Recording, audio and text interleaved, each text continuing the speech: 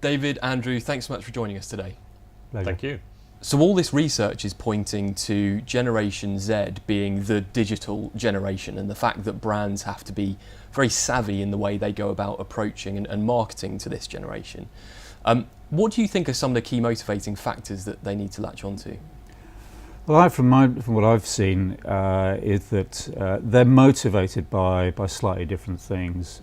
So motivated by change, but in particular motivated by personalisation, and generally personalisation today is fairly immature still, and there are plenty of examples, and we've probably all had examples in our own lives of poor personalisation, which is actually worse than none at all.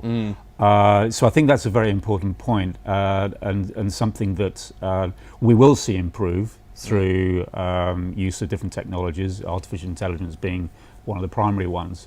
And they're motivated by brands that engage with them and connect with them with them in the right way.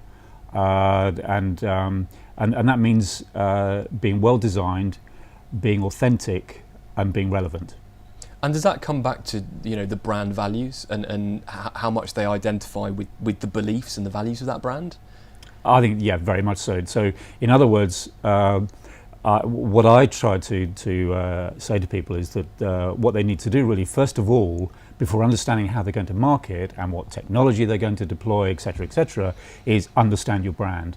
What does it mean? Because if you don't understand and your whole organisation doesn't understand it, then how on earth are you going to convey that to your customer base?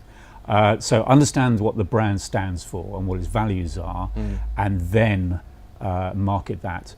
But always bearing in mind that, as I say, it needs to be authentic. It needs to be relevant, because there's very much a sense of us and me too, if you like, with Generation Z, and me too in its widest sense, if you like, a sense of community. Thanks very much for joining us. Thank you. Thank you.